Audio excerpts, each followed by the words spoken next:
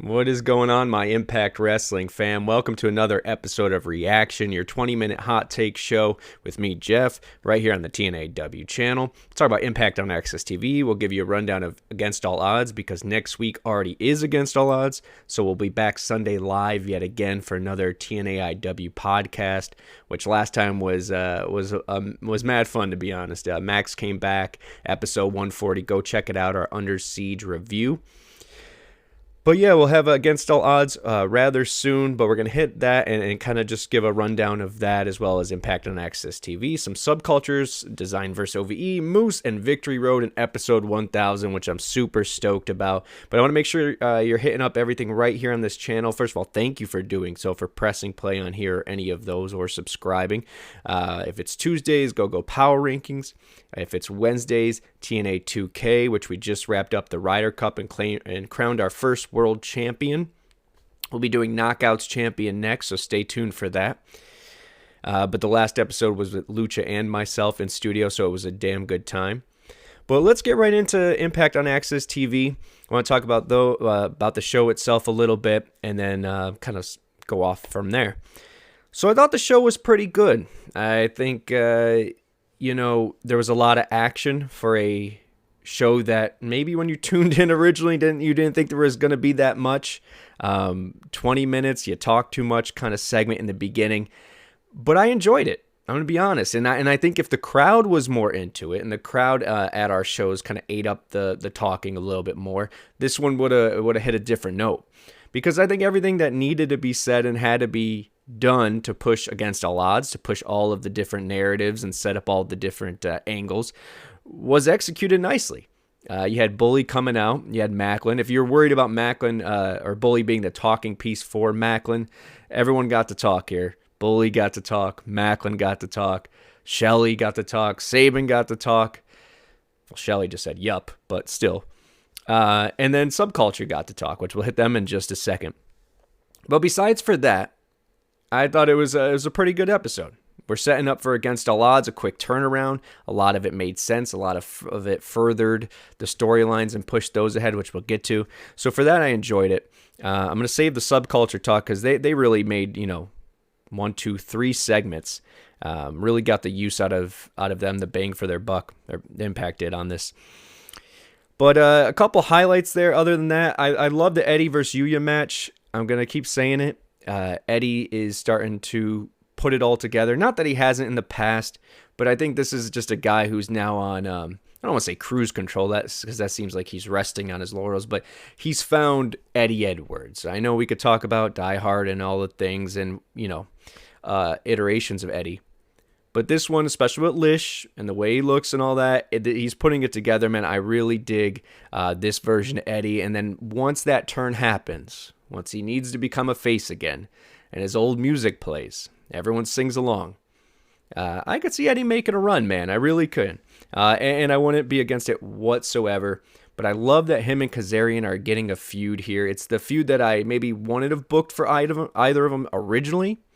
Obviously, different paths at the point of when Kazarian came in. But it all makes sense. It's a feud I want to see. And I think it could take a turn into the maybe couples arena when it comes to Slammiversary. We'll get to that, I guess, when we go through Against All Odds. But I really dig what's going on there.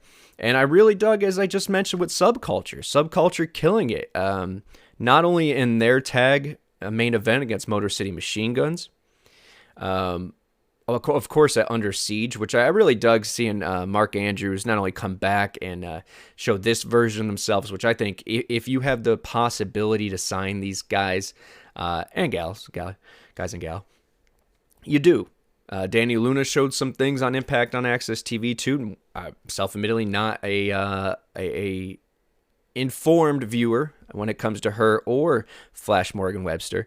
So I really dug it, man. I really dig the package, and I really feel like, and I said this before on the Under Siege thing, I don't want to get too far ahead of myself. We'll see if they stick around. I know visas are a thing. One, I want to say good on them to for Impact to get their bang for their buck, but also for them to do the jobs on the way out. Also showcase themselves. But not get too far ahead of myself. But Motor City Generation Me vibes. when I saw ABC versus Subculture. And then to see Motor City versus Subculture, same kind of vibes. So I really dig them, man. I really hope they can be a signing that we make for the long haul.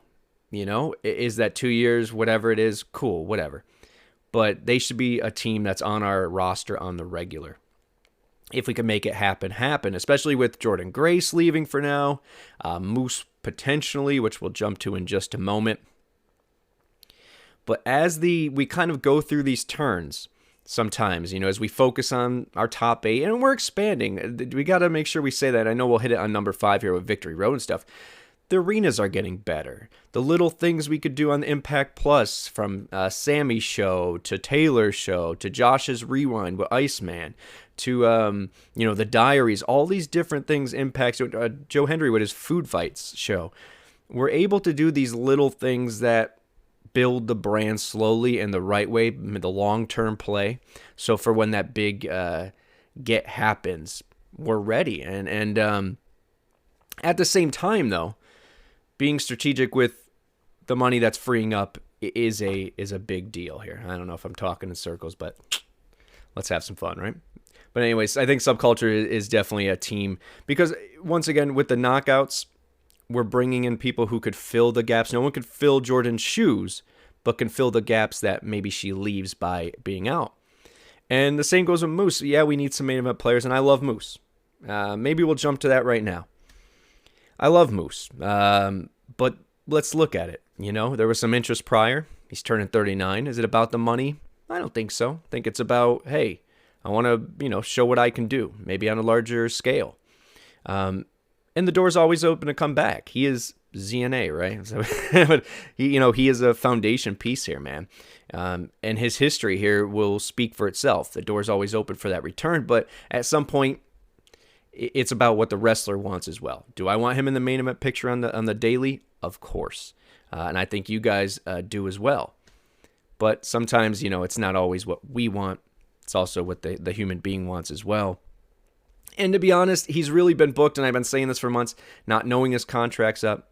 Even though if you want to go back on this channel and look for the Stay Moose Stay thing we did when he was going to leave 2 years ago, it just felt the booking was keeping him relevant, keeping him winning. Didn't think there was an injury there, just kept him, you know, in the thick of things, but never giving him anything too juicy, right?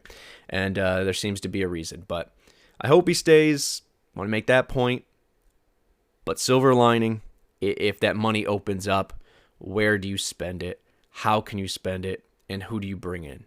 Is it a Subculture trio that, you know, once again, yes, we want some main eventers, but as we build some, we'll see what the 841 happens as well. We'll talk about that. But, you know, we got Macklin as our champion. You got Josh coming back. I don't know if Aldis is in the thick of things. There's some people you can keep elevating. Kazarian's going to need to shine at some point.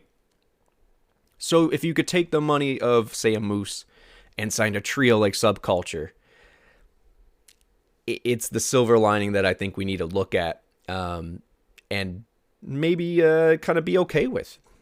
If we could get all 4, even better. But speaking of, and that was what I was saying with the cycles with Impact. You know, as soon as we start to lose people, if it was the Good Brothers or whoever, there was always someone that came in. You could see where they started to bring some people in to brace us for that fall.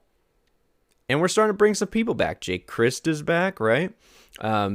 Rich Swann wearing the backwards OVE hat, so kind of alluding to a possible, swing right into that, to design versus OVE, and that's where we're going with this. I'm all for it.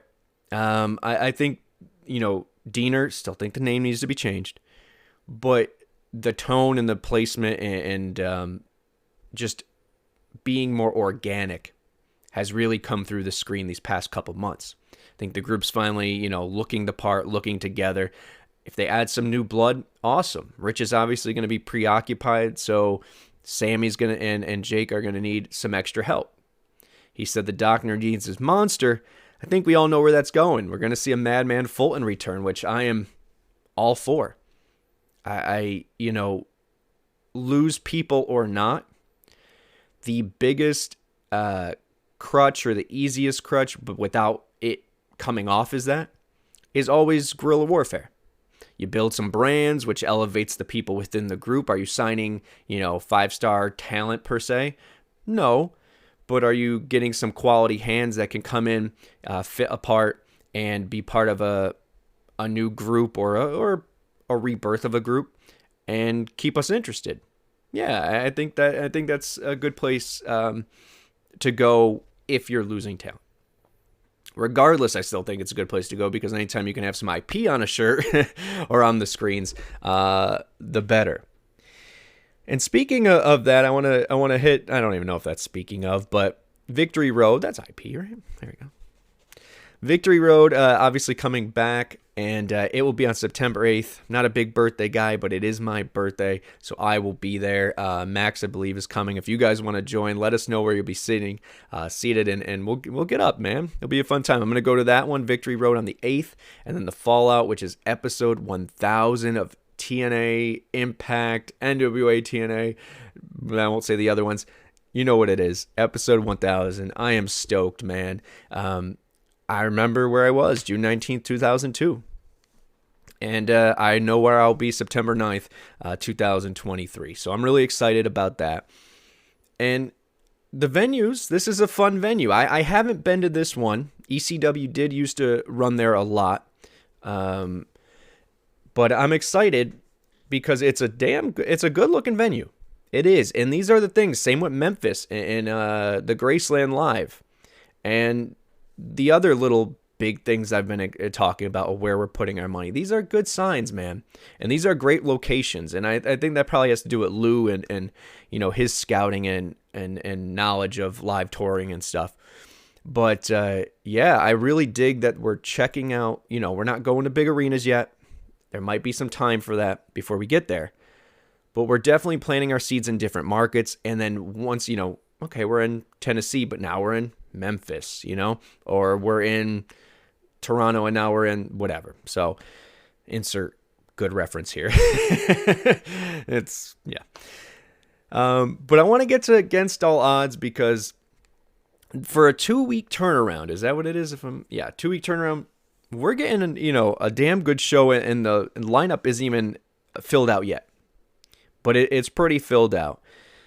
I already talked about Eddie versus Frankie, so I want to talk about that really quickly because this is no offense to Hendry and Dango who are going for the DMC. I think that's a great little feud that's starting there. The turn of Dango I really like, and Hendry's been a fine champion.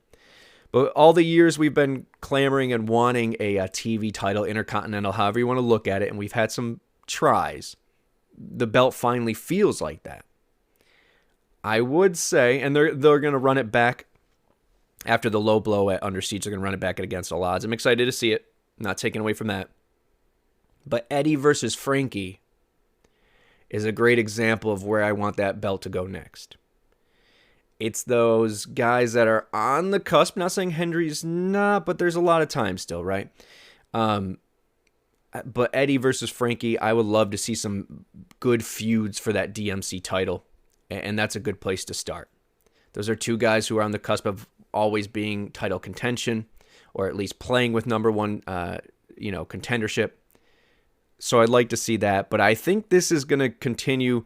Maybe Eddie picking up. I don't know how it breaks down. Maybe there's some shenanigans here, but I alluded to it already. I could see it Slammiversary, Lish and Eddie. So the Edwards versus the Kazarians. I don't know. Tracy Brooke, making her return. I possibly could see it for 190, especially for Slammiversary. So keep an eye on that. Either way, this is a matchup I'm super stoked for. Once again, I want to go back at Hendry and Dango. I don't want to take anything away from that. I like, once again, where Dango's going. Love where Hendry is and where he continues to grow. Would love to see him on a serious side as well eventually, but maybe that's when he finally, eventually loses it. Speaking of great feuds, man, Masha and Kelly, I say this with all love. This is a Knockouts mid-card feud, right? This has nothing to do with the title. This just has vengeance and a little kink, if you do, if you will, of just two knockouts, two wrestlers having a good just straight up, I hate you, I want to fight brawl feud. I love this, man. And it's been, it had went out of the Impact arena, I guess you could say, and was in the crowd, and then they have the vignettes, and this has been boiling since Hardcore War, and it hasn't disappointed, man. I really dig this, and the fact that it's a dog collar match just fits in for so many reasons. Not only the matchup of just them and how cool it will be, but it just feels right for some reason. I don't know, and these two I think are going to tear down the house. Look for that to just possibly steal the show.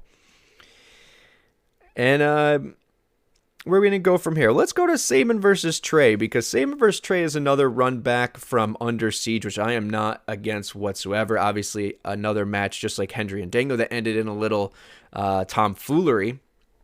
But Trey picking up the win. Could we see Sabin and Shelly both become singles champions on this night? I don't know. I still, even if Sabin wins, I don't know about Shelly. We'll get to that. But as far as Trey, this run has been really damn good. And I know I talked about his reign a couple weeks ago and picked apart, the statistics part of it, which I think is fair. Look, they're just like Jordan and LeBron or any of those comparisons, there's just different eras, different things as far as title holding, who were they facing, who were they defending against. There's so many things. Was the belt hot-shotted? There's so many factors, but it doesn't take away from how legit his run is. From his first to his second, I don't want him to lose it, but can you imagine what his third will be like? I still think the Rascals come back when we have him maybe at the forefront.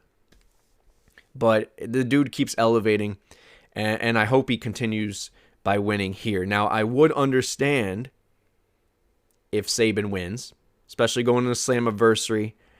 I'm already alluding and jumping to Shelly versus Macklin. I don't see Shelly winning here. After all of, not because it's Shelly, but all of the build for Macklin. Excited about the Shelly promo against all odds, right? Their packages. He's against all odds. Shelly is in the main event for against all odds for the world title. But yeah, I think there's something poetic about Sabin being X Division champion going into Slammiversary. But I just don't know how it cuts. I'm okay with either. But I don't know. So I'm going to go with Trey here, but if Sabin wins, no harm, no foul whatsoever. It's funny that saying, like, Sabin wins his ninth, no harm, no foul. No, I mean, it's damn cool, but, Let's jump to two tag teams. Let's start with the one that's knockouts. Well, because it's not for a title. Yeah, we'll go to the title second here. So Deonna and Trinity are going to do the old trope. The opponents for Slammiversary are going to tag team prior to it. And in this case, Deonna and Trinity are going to put their rivalry aside to face Giselle Shaw and Savannah Evans. I like this because when you have Deonna who's on the cusp, I think she's more face now, right? And Trinity's going to be an ultra face.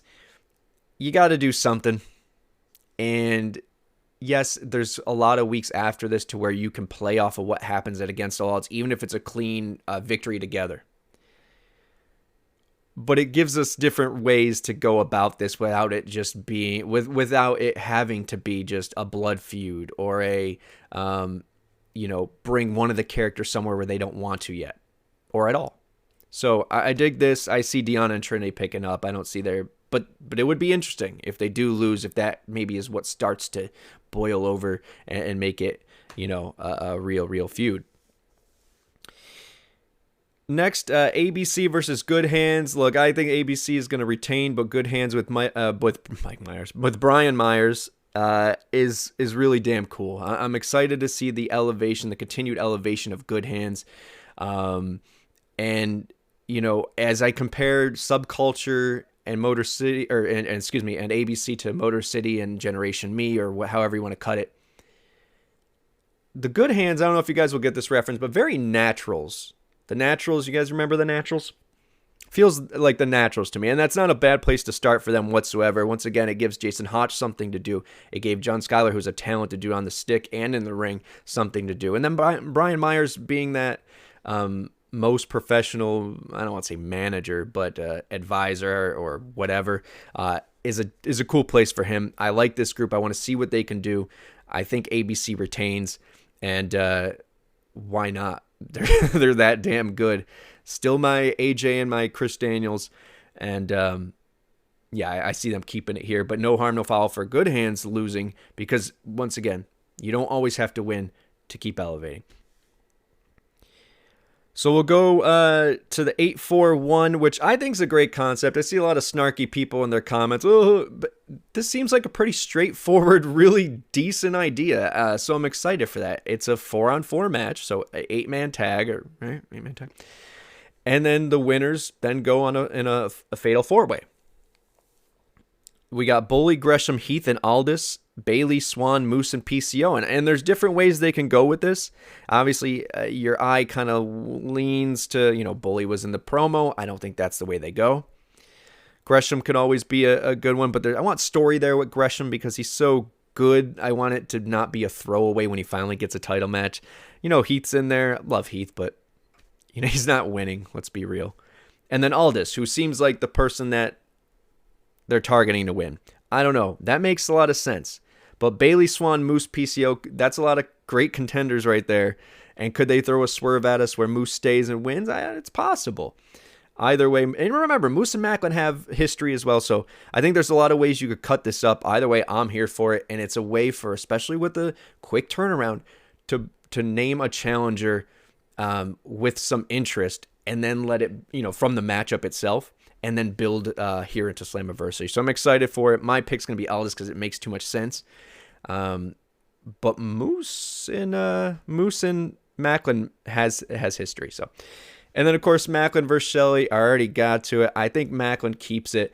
Macklin is on another level right now, not losing or hiding in the shadows when there's Bully and Motor City and then eventually Subculture all in the ring with him. He is the focus. He looks like he should be the focus. The dude is a star, and he's only going to keep getting better.